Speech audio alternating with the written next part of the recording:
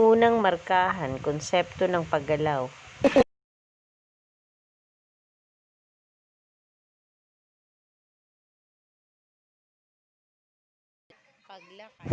Tingnan ang mga larawan sa bawat bilang. Lagyan ng check kung ang larawan ay nagpapakita ng wastong pag-upo, paglakad, at pagtayo, at X kung hindi.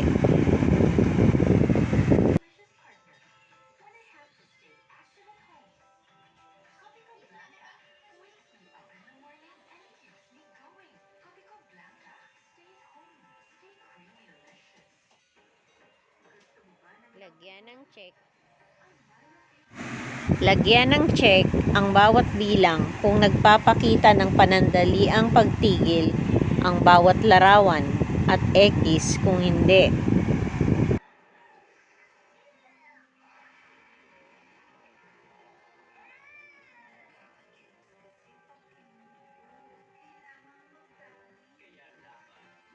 Tingnan ang mga larawan.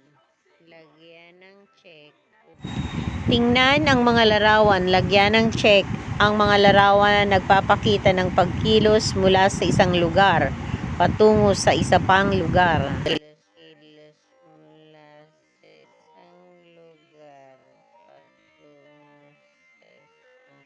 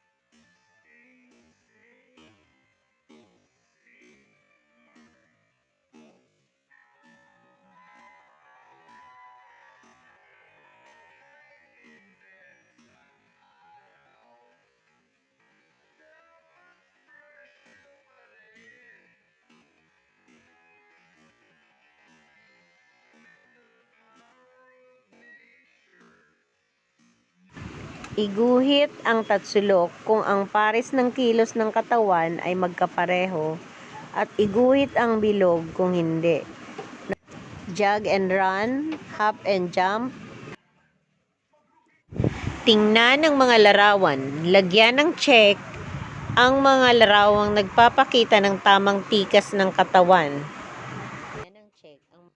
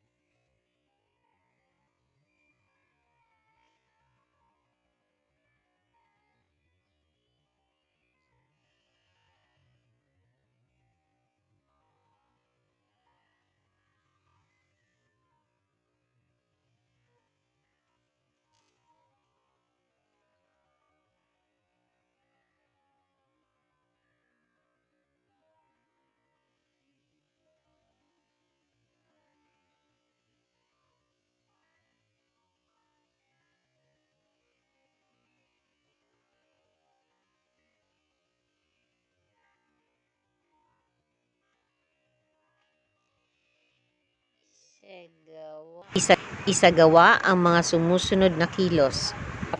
Isagawa ang paglukso paharap ng 10 beses.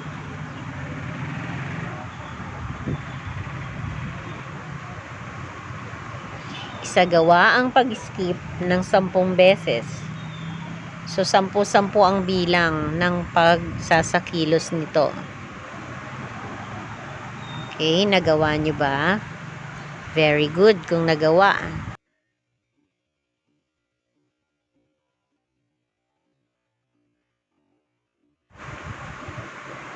Lumukso paharap hanggang sa tapusang guhit. Mag-skip hanggang sa tapusang guhit gamit ang kaliwa at kanang paa ng halinhinan.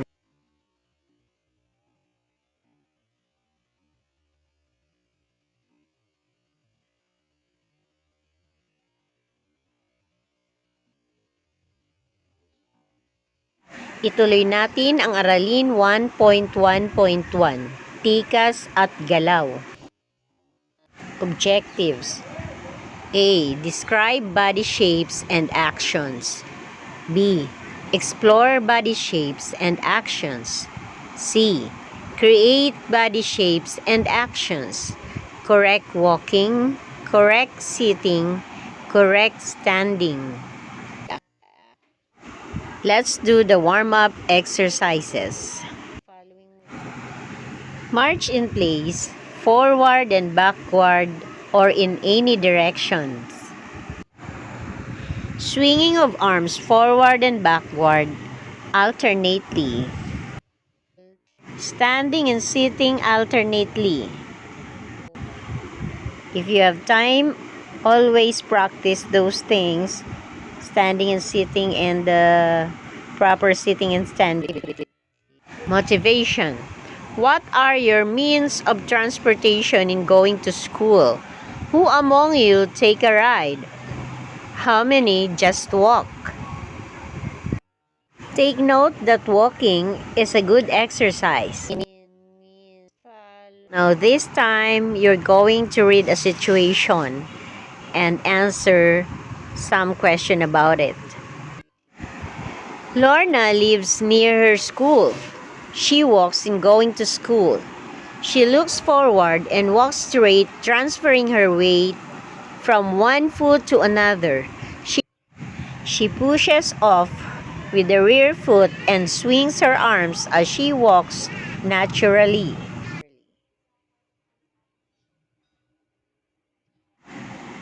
Who walks in going to school? What actions of the body did Lorna do? Describe the actions she has made. Now look at the picture of a boy sitting and a girl standing in correct posture. Then observe carefully.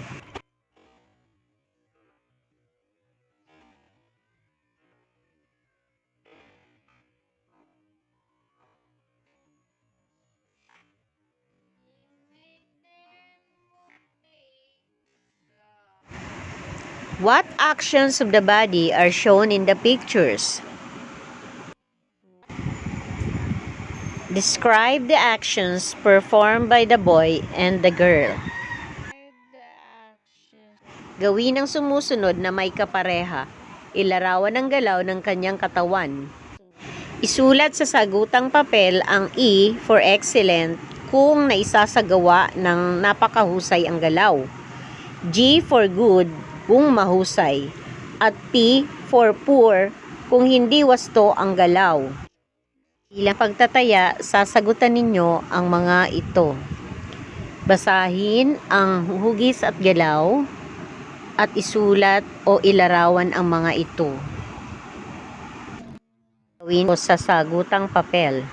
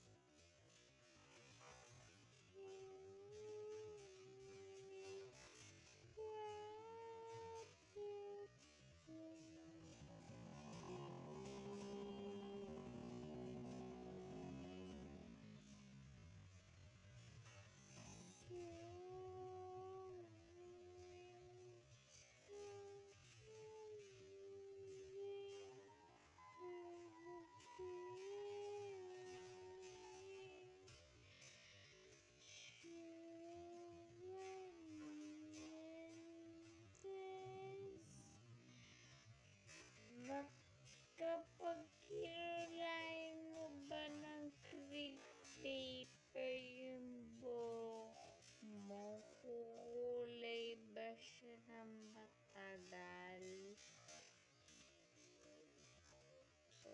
Buhok mo, mami.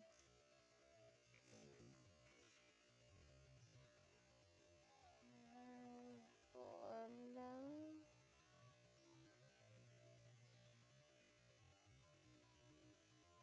Papel lang naman yun, hindi rin permanent ang ano.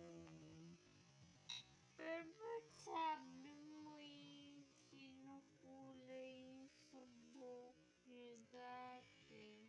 Nung araw, permanent yun.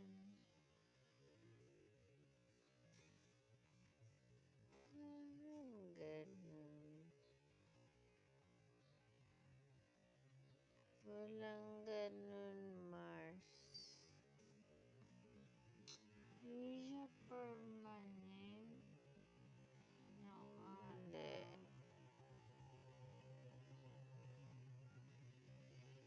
Siya nakasira sa buhok ko yun.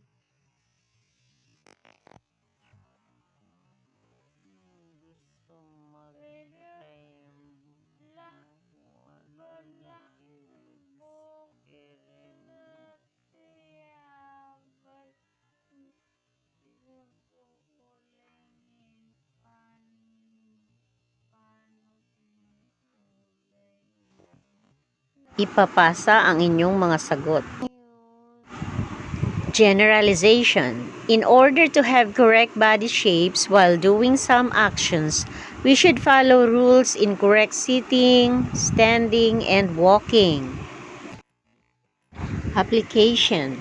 Magsanay lumakad ng tuwid sa pamamagitan ng pagsunod sa sumusunod na panuto.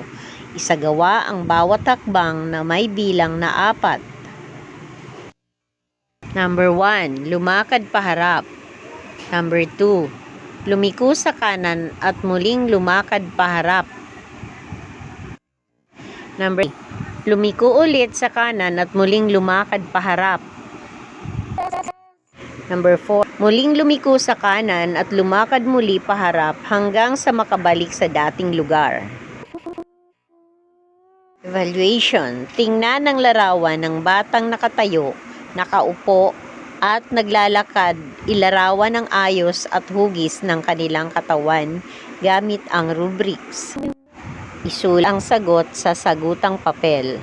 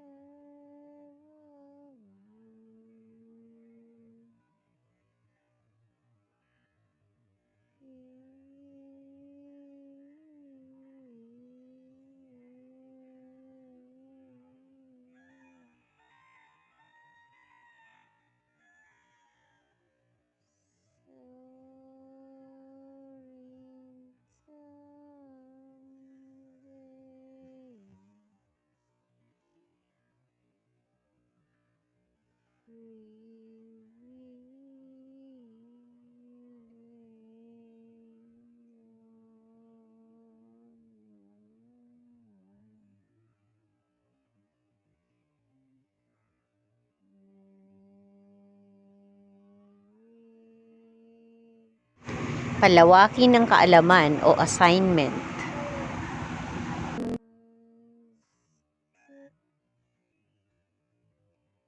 Hanggang sa muli mga bata, paalam!